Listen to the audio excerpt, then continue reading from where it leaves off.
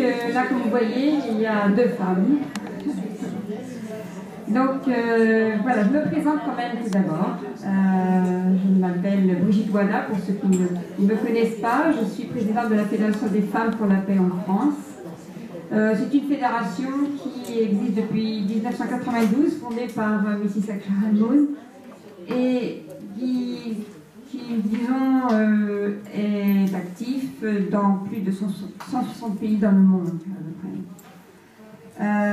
Et vraiment, les trois objectifs de la Fédération des femmes, c'est l'éducation, donc les valeurs familiales, mais aussi le service humanitaire, mais aussi la réconciliation.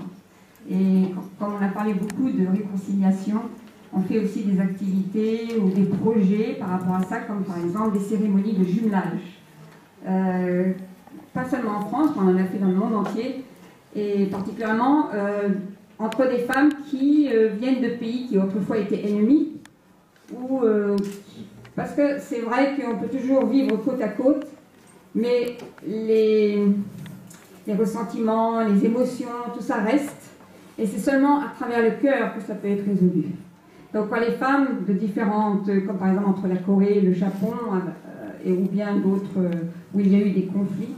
Donc ça, c'était un projet pour amener justement la paix, pour essayer d'apporter la paix. Et comme on sait, les femmes sont quand même aussi importantes. On a parlé de la famille, et c'est vrai que les femmes transmettent les valeurs, les traditions, l'amour, la générosité, essayent d'apporter l'harmonie, l'unité entre le père et les enfants, entre les enfants. La mère a une capacité d'unir.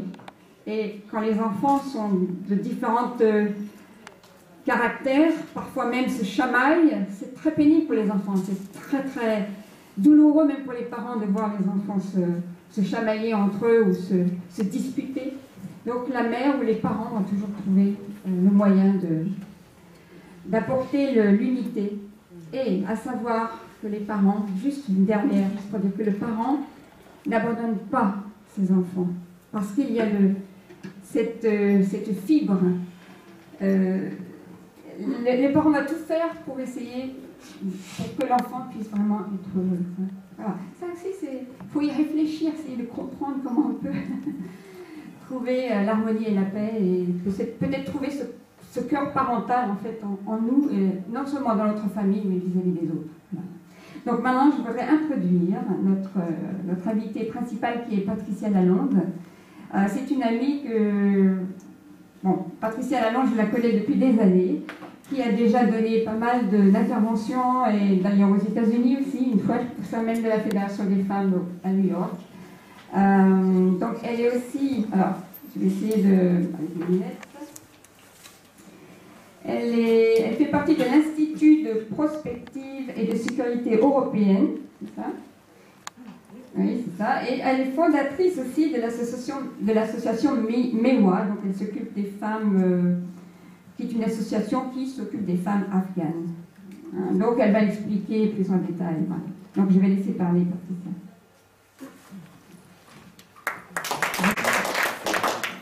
Moi, je voudrais à mon tour remercier la Fédération pour la paix universelle, qui m'a fait découvrir beaucoup de choses, si je puis dire, et notamment ce qu'on appelle le dialogue interreligieux. Maintenant, ça fait 10 ans que je travaille avec eux. J'ai été à Jérusalem, à Ramallah, en Corée, en Jordanie, et que ça m'a fait beaucoup changer la vision des choses. Et comme je fais moi-même, je ne fais pas la politique directement, mais je suis dans certains mouvements politiques, dans certains milieux politiques, ça me donne une espèce de force pour essayer de faire avancer les choses à mon niveau. Donc je travaille à la fois dans un institut de recherche, à l'Institut géopolitique, et j'ai commencé en fondant une ONG sur les femmes en Afghanistan. J'ai travaillé en Afghanistan à l'époque où les talibans étaient au pouvoir à Kaboul, et où les femmes souffraient. Enfin, il n'y avait pas que les femmes qui souffraient, mais enfin les femmes spécifiquement, où il n'y avait pas d'éducation. Enfin, vous savez tout ce qui se passait à Kaboul à cette époque-là. Et je ne vous cache pas que c'est en train il y a une grande peur en Afghanistan actuellement pour que ça revienne. Et tout ce qui se passe au Moyen-Orient, en Syrie et en Irak, enfin tout ça, je dirais, est sur le même... Et c'est pour ça que le dialogue interreligieux est plus nécessaire que jamais actuellement. Et j'ai été très sensible aux paroles de Doudou Diéné, tout ce que vous avez expliqué tout à l'heure, et je pense qu'effectivement c'est très difficile de passer, comme quelqu'un l'a dit, je crois que c'est vous, de passer du stade du dialogue entre un rabbin, un prêtre, un mollard, au niveau de la population. C'est là que c'est vraiment le plus difficile. Bon, mais puisqu'on parle aujourd'hui de paix et de dignité, je pense que le gros problème actuellement, ce dont on a parlé tout à l'heure, c'est cette histoire d'immigration qu'il y a actuellement et qui est un cauchemar, je pense. Enfin, moi, je ne sais pas, mais quand j'ouvre ma télé et que je vois tout ce qui se passe, quand je vois ces grappes humaines accrochées au train, au wagon, j'ai l'impression de voir, vous savez, les gens qui prennent le bus en Pakistan ou en Inde, qui sont beaucoup promenés dans ces coins-là, et qui sont tous agrippés parce qu'ils avaient peur de rater leur bus. Et là, ça se passe dans nos gares, en Europe, enfin, et on voit des mamans et des papas en train de pousser le derrière de leur enfant pour qu'il passe dans le wagon, et on voit derrière les gendarmes, enfin les flics, je ne sais pas comment on peut les appeler, qui menacent. Enfin, je trouve que ces images sont terribles. Bon, sans vous parler du petit Elan Kurdi, le petit corps de ce petit garçon qu'on a retrouvé sur une plage, parce que son papa n'avait pas réussi, il a échappé des bras de son papa, il est tombé dans la mer, et on l'a retrouvé dans une plage, je ne sais plus quelle plage de Bobo en Turquie. Et donc, tout ça pour dire que franchement, s'il y a un moment où ce que vous faites, la Fédération pour la paix universelle est vraiment important, c'est je pense actuellement. Je ne peux pas m'empêcher d'avoir une espèce de colère interne quand même, parce qu'on parle beaucoup de spiritualité, de tout ça, c'est très bien, mais on ne peut pas faire sans les politiques. Les politiques, parce que si vous avez décidé d'éviter les politiques, parce que je suis d'accord avec vous, ils sont tous nuls, ils ne comprennent rien, ils sont incapables de voir en avant ce qui va se passer, de prévoir. Bon. Mais si vous évitez complètement les politiques, rien ne va avancer, parce que j'entendais, c'est vrai que c'est formidable de voir l'élan de personnes en train d'apporter à manger, à boire aux petits-enfants en porte de la chapelle qui vont être expulsés, mais ça ne fait pas une politique, si je puis dire. Ça, c'est le niveau, je dirais, de la charité minimum quand on est un être humain que l'on doit faire.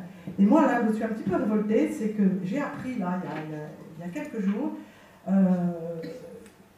2012, sur le conflit syrien, en 2012, il y avait une proposition de l'ambassadeur russe aux Nations Unies, que vous devez sans doute connaître, je ne sais pas, M. Shurkin, a proposé à l'ex-président finlandais, je ne sais plus le nom de l'ex-président finlandais, enfin, il y a eu toute une discussion, il y avait un plan de paix pour la Syrie qui avait été mis sur la table, qui était grosso modo le même plan de paix que celui qui est en train de se tramer là, parce que vous savez qu'il y a un plan de paix qui est en train de se tramer avec Moscou, les États-Unis, l'Arabie Saoudite, le Qatar, enfin, tous les pays, la Turquie, enfin bon, c'est en train de se faire. Il y avait le même plan de paix qui avait été proposé il y a 3 ans.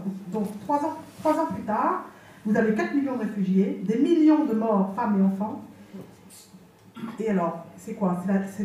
Je pense que la responsabilité, c'est celle de nos dirigeants, parce que tout le monde s'était enfermé dans une espèce de, comme vous l'avez bien dit tout à l'heure, d'idéologie. Nos intellectuels français, et pas que français, mais enfin surtout les Français, je suis bien d'accord avec vous, nous ont enfermé les dirigeants politiques dans une espèce d'idéologie où il fallait détrôner Bachar el-Assad. Alors on va pas revenir sur Bachar el-Assad, qui est question de droits de l'homme, est loin d'être... qui a fait des choses absolument terrifiantes, qui a torturé dans les prisons, bon. Voilà, mais il fallait à un moment donné arrêter de se dire que Bachar el-Assad allait tomber, et tout de suite, voyant, et c'était pas compliqué d'imaginer, tout le monde le savait, tout le monde le disait, que tous les groupes radicaux extrémistes, les Al-Qaïda, les Daesh étaient en train de se former, tout le monde le savait, enfin, tout le monde, les experts, moi-même je travaille avec PSE, on le savait, on n'a pas arrêté de faire des colloques, des réunions, tout ça était programmé, tout ça on le savait. Tous les pays jouaient un jeu complètement bizarre dans cette histoire de Syrie, et donc la proposition russe, qui est exactement la même que celle qu'on va faire maintenant, aurait pu éviter tous ces millions de réfugiés et tous ces milliers de morts, femmes et enfants. Voilà, c'est ça que... Comment? Et les destructions. Oui, oui, sans parler des destructions, et évidemment, je pense à Palmyre, vous parlez des... Oui, Palmyre, et puis et alors, en mentionnant également qu'on a 10 millions d'enfants maintenant qui sont plus scolarisés entre la Syrie et l'Irak.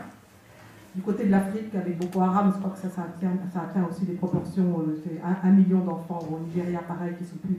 Enfin, je veux dire, c'est terrible parce que c'est toute une génération maintenant qui va être formée à ce que vous disiez, qui sera sans éducation, qui est pour moi le principe de base. Voilà, donc je voulais juste introduire là-dessus. Et juste dire que moi, comme on travaille beaucoup sur le droit des femmes et des minorités, on a fait une mission au Kurdistan syrien et au Kurdistan irakien en avril dernier. J'ai emmené les rapports ici parce que ce sont des missions des rapports qu'on a présentés au Parlement européen et au Sénat français. Et une deuxième mission qu'on a fait également sur les réfugiés, sur le conflit du Haut-Karabakh entre l'Arménie et l'Azerbaïdjan, où là aussi vous avez un nombre de réfugiés invraisemblable, personne n'en parle, c'est encore une situation explosive en ce moment, c'est-à-dire que tout le monde considère ça comme un conflit gelé, mais c'est pas du tout gelé, c'est en train de ressortir, c'est le Caucase du Sud, et ça va nous arriver dessus avec son million de réfugiés, pareil, dans pas longtemps. Il n'y a aucun politique qui n'en parle. Donc, une fois que les réfugiés vont arriver, on va commencer à s'énerver. Donc, on a fait un rapport aussi là-dessus pour expliquer les souffrances, tout ce qui s'est passé, le nombre de disparus. Il y a un nombre de femmes invraisemblables qui sont portées disparues, d'hommes évidemment aussi, d'exactions terribles. Et alors, ce qui m'a beaucoup appris ce que j'ai beaucoup appris au cours de cette mission, c'est que tous les réfugiés avec lesquels nous avons parlé ont tous envie de retourner chez eux. C'est-à-dire qu'il y a je crois que 10%, les jeunes qui sont, par exemple, pour citer Bakou, les jeunes qui sont à Bakou, eux, qui sont dans la ville, ils préfèrent rester à la ville. Mais tous les autres avec qui on a parlé, de Bakou, de l'autre génération, plus ceux des villes, des campagnes, ils veulent tous retourner sur leur terre, parce qu'ils sont nés là, voilà, et donc c'est très important ça m'a beaucoup appris par rapport à la situation actuelle des réfugiés. Je pense que les politiques, alors je ne sais pas en détail, mais ceux qui pensent qu'il faut essayer de tout faire pour contenir les réfugiés dans leur pays ou pas loin de leur pays, pour pouvoir le plus vite possible, quand cette solution politique sera, je croise les doigts, adoptée assez rapidement et que tous les États maintenant contribueront à la reconstruction des pays, qu'on puisse rescolariser le plus vite possible tous ces enfants, et plutôt que d'essayer de les déraciner, de leur faire croire qu'ils vont avoir une vie meilleure, parce que je ne pense pas qu'ils auront une vie meilleure s'ils sont en France. Je crois que les politiques se trompent souvent, et je pense que la meilleure façon, ce serait d'essayer de les contenir, alors pas en Syrie parce qu'il y a la guerre, mais dans les pays qu'on s'y mette tous pour proposer des abris, une éducation, enfin des camps qui méritent avec un nom de camp de réfugiés honorable. J'en ai visité d'ailleurs au Kurdistan irakien. J'ai vu les camps des Nations Unies sont quand même pas mal, sont quand même très bien. Il y a des écoles pour les enfants, là ça va. Enfin, il y en a plein d'autres où il n'y a pas d'école pour les enfants, où les femmes ont des problèmes terribles. Donc nous avons besoin de tout, de médecins, de gynécologues. Donc là, nous avons fourni des gynécologues et des médecins pour ces camps-là. Et alors la dernière chose, j'avais dit que ce ne serait pas très long, mais alors la dernière chose dont je voulais vous parler de nos projets, ce sont les femmes yézidis. Parce qu'il y a un drame actuellement, mais bon, on en parle évidemment un peu, mais toutes ces femmes qui sont violées, vendues comme esclaves sexuelles par les gens de Daesh, c'est abominable. Alors donc nous sommes en train de mettre au point un système, parce que comme elles sont vendues, elles sont achetées dans les marchés pour 50 €, je crois, ou 30 €, bon, même pas. Donc voilà, elles sont vendues à un djihadiste qui s'en sert, je ne sais pas, 2 mois, 3 mois, et la revend après. Donc ces pauvres filles passent de main en main, si je puis dire, comme ça, dans les marchés. Enfin, on ne peut pas faire pire. Je crois que François Hollande a reçu une de ces petites yézidis qui a écrit un livre. C'était bien parce qu'au moins on en a parlé un peu plus. Mais là, nous sommes en train d'essayer de mettre au point avec une ONG norvégienne qui a un peu d'argent. On essaye de racheter ces femmes. Parce que paraît-il qu'on peut les racheter. C'est-à-dire qu'il y a tel besoin d'argent là-bas, les djihadistes sont en temps, ferment les yeux, si vous proposez une somme un peu plus importante, on peut les racheter. Donc on essaye de mettre au point, je vais à Genève pour ça la semaine prochaine, pour essayer de lancer un programme. Il y a un juif au Canada, un homme d'affaires séfarade, naissance du Maroc, qui fait l'affaire. Il a actuellement acheté et libéré 145. Voilà. 145. Oui, Je l'ai oui, comme oui. ami, je lui parle. Et ben il a voilà. acheté 145 femmes yézidis. Et ben voilà, formidable. Je Formidable. suis Voilà. désolé si je vais le dire, malgré Moulana Cheikh, il est à côté de moi. Pourquoi je suis réformateur de l'islam? Parce que malheureusement, on a un passage dans le Coran qui parle de ce qu'on appelle Milk al-Yamin. Chez nous, je le dis noir sur blanc, on a le droit dans la religion d'acheter une femme. Alors, je vous le dis, mieux que je vous le dis moi, que vous l'entendez. C'est pour cela, moi-même, j'attends pas que quelqu'un vienne critiquer ma religion. J'ai lancé la réformation de l'islam. Tout simplement, malgré, il m'insulte de traître, de je sais pas quoi, mais ça existe. Je vous dis que ces gens-là, ils sont en train d'appliquer un verset expliqué d'une manière de 14 siècles. Oui, c'est bien. Enfin, bon, je vous rassure que quand j'étais en Afghanistan, j'avais beaucoup d'amis soufis, énormément. J'ai été en Afghanistan. Moi, j'ai rencontré le commandant Massoud, qui était le plus grand soufi, qui était un homme formidable. Et voilà, donc moi, je fais partie des personnes qui ne confondent absolument pas l'islam avec tout le fondamentalisme, qui vient pas mal du salafisme. Et voilà, donc un certain pays, quand même, qui n'ont pas fait ce qu'il fallait pour empêcher que leur jeunesse, une certaine jeunesse, tombe dans le salafisme, et on en voit un peu les conséquences. Voilà, donc j'ai les dossiers là, si ça vous intéresse, dans les rapports qui ont été faits sur l'Islam et sur l'Azerbaïdjan. Voilà. Merci Patricia. Avant de donner la parole à Jacques, et des questions à poser à Patricia. Oui. Est-ce qu'il y a un micro? Pas besoin de micro, je crois. Ils vont m'entendre très bien. Hein? D'accord.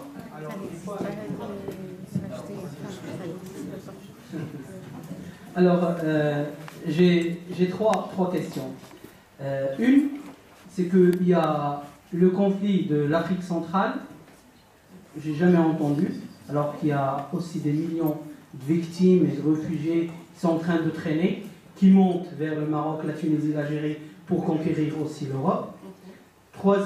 Deuxième chose, il y a le Burma aussi, il y a des graves problèmes. Je n'ai pas entendu des ONG qui parlent de ça.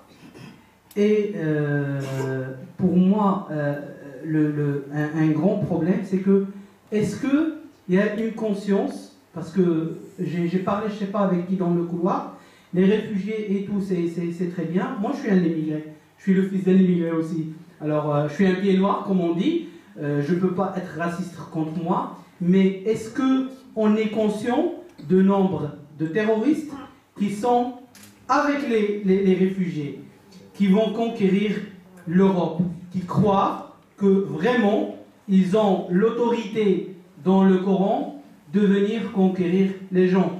C'est écrit un verset que je vais lire, dans lequel on dit Kuntum khayra ummatin ukhrijat lin-nas. You are the best nation evolved for mankind, enjoying what is right and forbidding what is wrong, and believing in God. Kuntum khayra ummatin ukhrijat lin-nas ta'muruna bil ma'ruf wa tanhauna 'anil munkar wa tu'minuna billah. Vous êtes la meilleure nation fait sortir pour l'humanité. Et c'est cette base, ce verset, que des cons, je suis désolé de le dire, qu'ils ont eu l'idée de conquérir le monde. L'islamisation de l'Europe, c'est une réalité.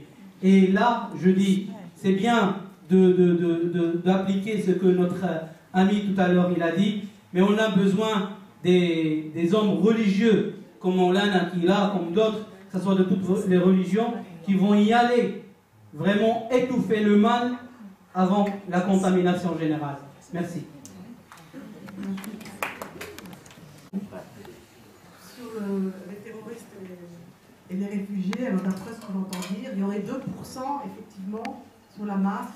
On dit, ça j'en sais rien, je ne peux pas savoir. De toute façon, vous ne le saurez pas, on ne saura pas tant qu'on n'aura pas les...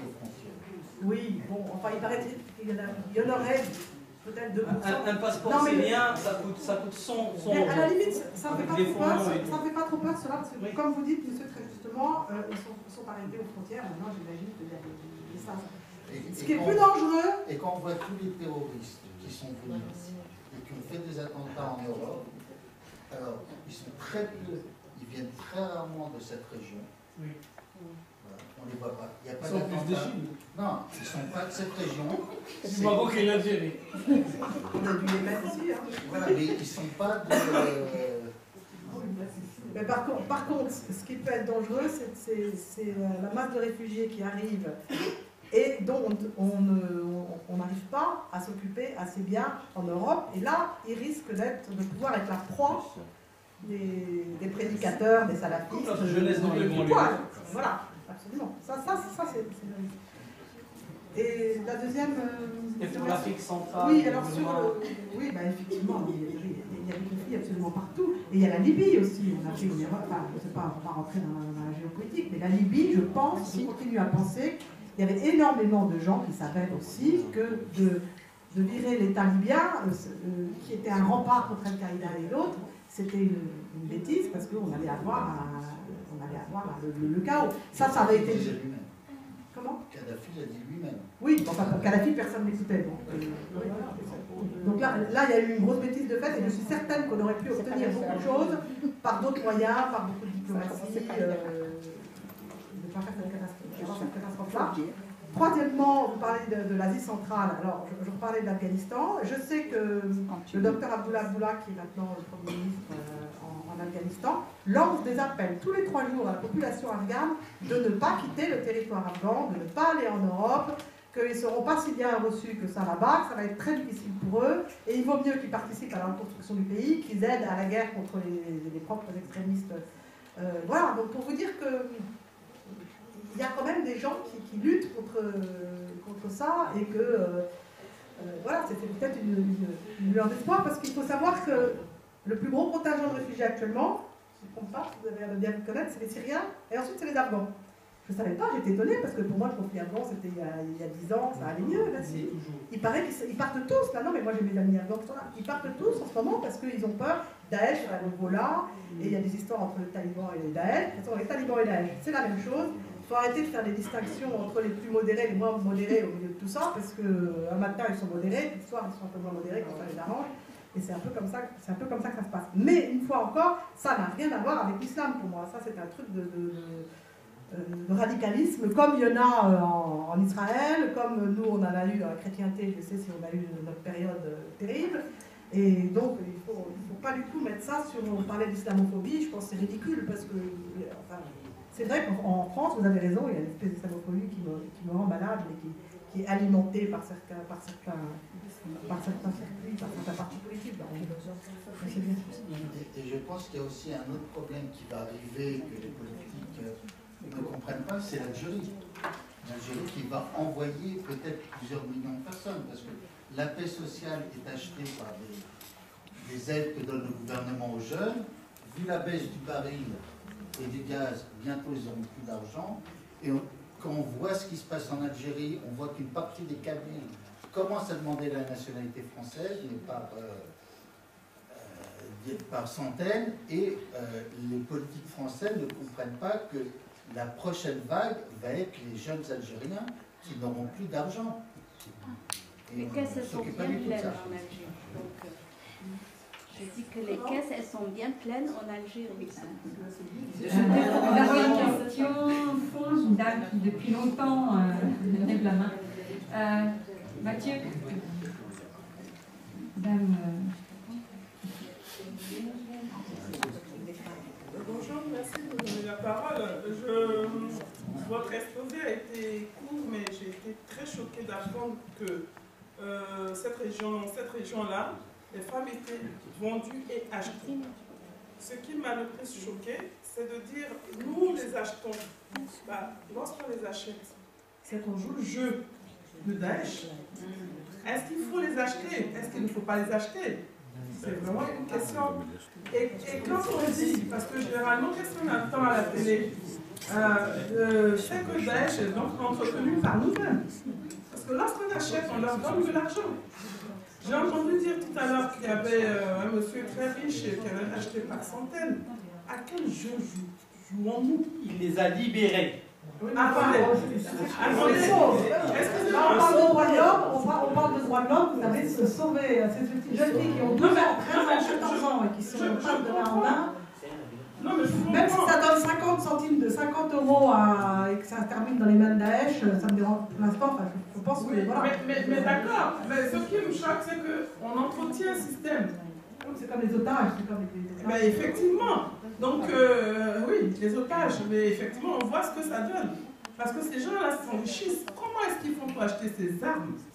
Voilà. Posons-nous des questions. Des vraies questions. Ces armes-là, elles viennent d'où? On a des coups d'État partout. On a des gens qui meurent partout. Mais l'armement, qui crée les armes? Qui les vend, qui les achète? Avec quoi? Donc c'est toutes ces questions-là qui dérangent.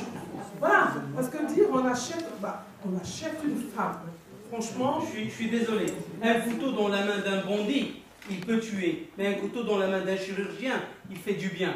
Malgré lui aussi, il ouvre le ventre. Mais lui, il opère avec l'intention d'aider, et l'autre, il est en train de tuer. Deux choses différentes quand même. Voilà, c'est le principe. Mais ça ne résout pas le problème. Bah, ça résout. 145 filles sont libres. Ils vivent dans le bonheur. Mais après, ils vont prendre d'autres, puisqu'ils auront l'argent. Ils vont prendre d'autres, ils auront de l'argent. Donc, c'est pas comme ça qu'on peut régler les problèmes de l'univers. Mais madame, je crois que vous tournez sur un truc. C'est vrai que dans le fait d'acheter quelqu'un n'est pas joli. Mais là, on achète pour libérer. La question que vous devriez vous poser, c'est pourquoi des pays occidentaux achètent du pétrole à Daesh? Absolument. C'est ça le problème. On va passer à Jacques. The question I have is this. Patricia, you've been to many different conferences with UPF, and I'd like to also address this to Mr. Marion as well. The problem, we are talking about the result. The result is that people do not understand their value, and people are misusing other people, and misusing it with terrorism. We're all talking about the result, the result, the result. Alors, juste une question. On ne parle que des résultats, et on ne parle que des résultats. But what I want to know is how can we actually deal. Elle dit qu'on parle des résultats, mais on devrait se préoccuper des causes. C'est-à-dire le fait, c'est qu'intérieurement, les gens abusent les autres. Les gens, donc le problème est plus intérieur. So as an ambassador for peace yourself, and as a leader ambassador, as yourself as an ambassador for peace, how can you utilize what is being taught with UPF, especially you've been all over the world, Patricia, all different conferences, and how can we utilize what we have to solve these problems? Because this is all the result of the terrorism, everybody leaving their country, everything. It's all the result of something. And that something is that people, they don't know how to love, they don't know how to serve, they're filled with hate. So how do we resolve that on the most high level so that they can change, so that they don't have to leave their country, that war can be stopped. La question qu'elle pose, c'est donc finalement, au lieu de se préoccuper seulement des résultats, c'est utiliser nos principes et comment utiliser ces principes de façon à ce que les gens apprennent à aimer en quelque sorte. Comment est-ce que les gens arrivent à développer la capacité d'aimer, parce que la raison pour laquelle ils sont dans des difficultés si grandes, ou même ils deviennent des réfugiés, etc., c'est qu'à la base, il y a des problèmes qui sont plus de nature un peu spirituelle, manque d'amour, etc. I address this to all three of you to respond to that question. C'est une question qu'elle nous adresse à tous les trois. Peut-être que cette question va être répondue par l'intervention de Jacques, je ne sais pas. En tout cas, je sais que Jacques a aussi une intervention, et peut-être tu vas pouvoir en parler un peu. Voilà, donc je vais passer la parole à Jacques. Et ensuite, on peut encore poser des questions par la suite. Non, je voulais juste répondre à Edith. Just to answer to you, it's education, education, education, education everywhere. That's why it is terrible what's going on now, that so many young children are not educated at all. Elle dit qu'en fait, la réponse, c'est l'éducation. Éducation, c'est une réponse pour résoudre ces problèmes. Et c'est pourquoi. Et c'est une des. C'est pourquoi c'est terrible que tous ces enfants vont se retrouver sans éducation. Voilà. Bon, voilà, c'est pourquoi c'est terrible que tous ces enfants vont se retrouver sans éducation. Jack, could you respond to that? I will respond in my presentation. Okay. So, je vais répondre dans ma présentation que je vais faire très bientôt. D'accord, une dernière question. Allez-y. Je voulais dire ceci. Par rapport à ce que vient de dire madame, dans toutes ces choses, il y a la cause et nous sommes en train de vouloir arrêter les vagues de mer. Mais pourquoi n'allons-nous pas vers les politiciens qui créent ces désastres, essayer un peu de leur parler pour qu'ils s'arrêtent avec tout ce qu'ils sont en train de faire? Parce que nous voulons guérir les plaies, mais on n'a pas les éléments requis pour guérir ces plaies. Moi, je préfère, au lieu qu'on organise des trucs pareils, qu'on fasse aussi des trucs avec les politiciens, ça pourrait aussi marcher.